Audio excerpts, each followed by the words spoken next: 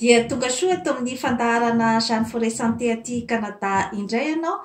Ny resantsika anio zany dia ny momba ny fandiovana tarehy, izany hoe ny fandiovana amin'ny ankapobeny zany mba hanala an'ireny tasitasy maintimainty amin'ny tarehy ireny na ny tasy apetraky ny mony zany dia azo soroana zany amin'ity fomba fandiovana tarehy izay mampiasa zavatra natioraly, tsy misy afangarony mihitsy, izany hoe resaka produit chimique na ohatra zany ny zavatra ampiasaitsika, ary dia mahatsara dia mahatsara tokoa ny hoditra, ka tsara zany ny hoe mba hijerevanao zavatra ohatran'izany.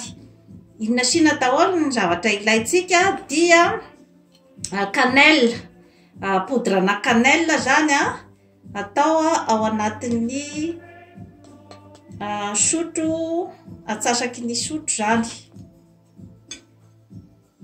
Dia maka ihany koa zany tsika tantely amin'ny atsasaky ny sotro lehibe zany, fangarona. Dia maka zany tsika huile d'olive atsasaky ny sotro ihany koa, de ampifangarona zany ireo rehetrarehetra ireo. Ny huile d'olive moa zany de efa niresantsika teto fa tena mahatsara dia mahatsara tokoa ny hoditra zany. Eo ihany koa ny tantely izay madio, ary dia misy karazana zany hoe fandiovana ny tarehy zany, misy koa zany ny karazana fanalana ny microbe sy ny lotoloto rehetra zany. Indrindrandrindra koa ny cannelle dia malaza koa zany amin'izay hoe fanalana ny zavatra malotoloto rehetra zany amin'ny tenantsika olombelona. Dia atombokintsika zany ny fampiasana azy eo amin'ny hoditra zany. Ity zany dia karazana bandeau ampiasainao zany rehefa mamboatra tarehy ianao.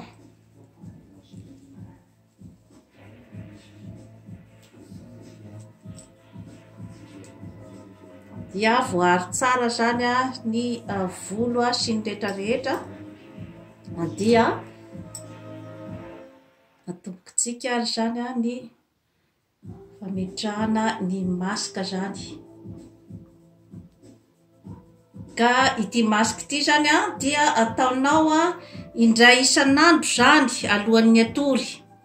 Dia avelanao eo amin'ny 30 minutes eo zany no hitondranao an'ilay masaka alohan'ny hatory.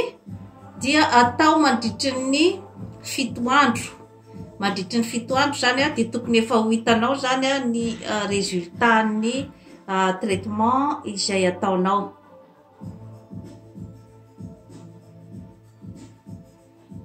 Hosorana tsara zany ny faritry ny tarehy iray manontolo.